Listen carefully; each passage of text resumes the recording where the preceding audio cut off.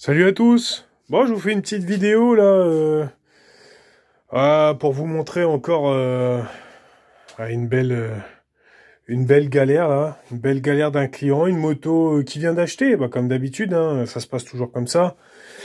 450 YZF 2011, hein, donc le bon coin a encore frappé.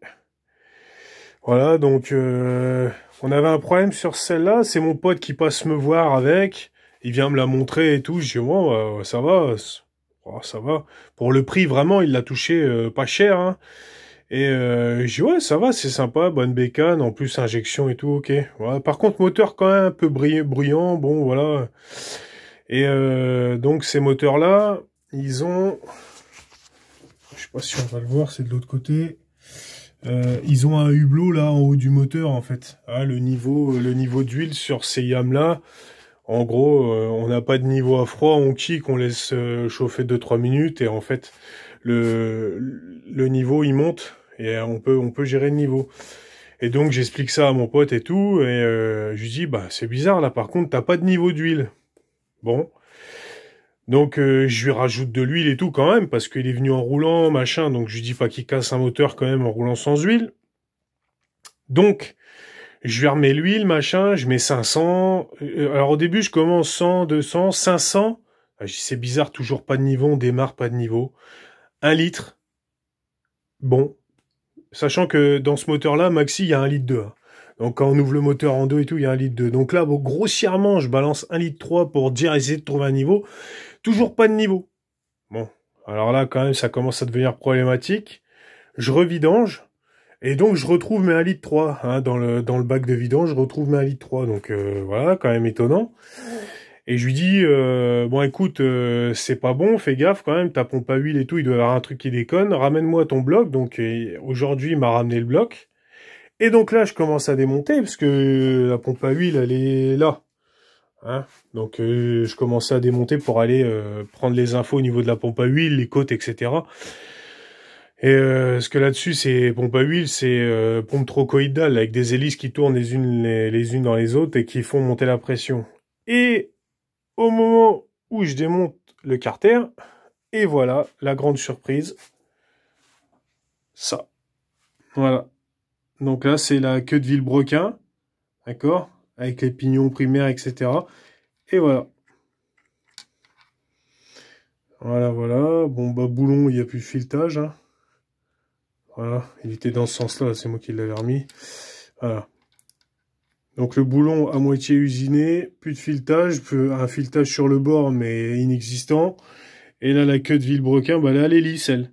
D'accord. Donc pour visser un boulon, ça va être compliqué, hein, puisqu'elle est lisse. Donc voilà. Et le carter. Donc le carter qui a été usiné par le boulon. Voilà. Donc voilà, tout est dit.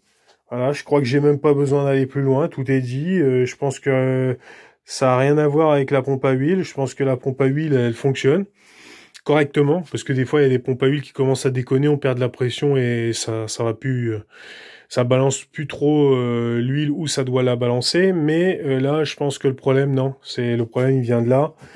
Vu que ce boulon-là, il a carrément taraudé, enfin il a pas taraudé, il a usiné le logement. Hein. Donc plus de pression d'huile, donc en gros l'huile elle se promène plus, elle remonte plus dans le carter. Donc voilà, tout ça pour vous dire que c'est toujours pareil. Hein, les achats comme ça, j'ai l'impression que c'est de plus en plus compliqué quand même. Hein, les mecs... ils vous vendent pas des motos moins chères, ils savent très bien ce qu'il y a dans la moto. Et encore moins cher, c'est pas non plus, c'est pas comme s'il l'avait payé 1 000 euros, quoi. Je veux dire, un mec qui paye un 450 000 balles, bon d'accord. Là, il l'a payé un tout petit peu moins cher que le prix du marché, quoi. Hein, donc, franchement, quand tu découvres ça,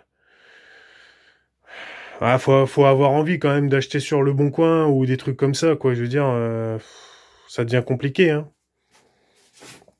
Là, un truc comme ça, honnêtement, je sais pas si vous vous rendez compte des travaux qu'il va y avoir là-dessus, quoi. Hein, donc, ouais. Voilà, tout ça pour vous dire, faites attention quand même. Hein. Je fais que ça de le dire, de le répéter, mais bah malheureusement... Et c'est marrant parce que ils sont toujours, c'est toujours le truc de vente, quoi. Vous inquiétez pas, la vidange sera fait pour la vente et tout. Les mecs, ils arrivent, ils ont déjà vidangé le moteur et tout, donc en gros, on sait pas ce qu'il y a dedans. C'est pour ça, moi, quand j'achète des moteurs, quand j'achète des motos ou des moteurs, non, vous y touchez pas. Moi, je veux pas que les gens y touchent parce qu'ils virent tout. C'est-à-dire que, par exemple, on va pouvoir démontrer le filtre à huile, on va voir s'il y a des résidus de quelque chose et tout. Là, on passe, il y a plus rien. Hein. Bah non, il a tout changé, il a tout enlevé. Le mec, il a mis de l'huile, tout. Même s'il a mis de l'huile Leclerc ou je ne sais quoi, bah c'est de l'huile neuve. Hein. Donc nous, on voit plus rien dans l'huile, on voit plus rien dans l'huile, on voit plus rien dans le filtre à huile. Donc voilà, on se retrouve avec des moteurs, bah comme ça là. Bah mon pauvre pote là, il doit se taper un moteur quoi. Voilà. Pour une moto, on va dire, il s'était fait plaisir. Tiens, en plus, il roule toujours en deux temps. Hein, il roule en deux temps, et vous se faire plaisir, prendre un quatre temps, bah, il va avoir une mauvaise image du quatre temps parce que le pauvre gars, il a acheté ça il y a quelques jours et il doit se taper des réparations comme ça, astronomiques, quoi. Ah, donc voilà. Hein, mon pauvre pote, je viens de l'avoir au téléphone.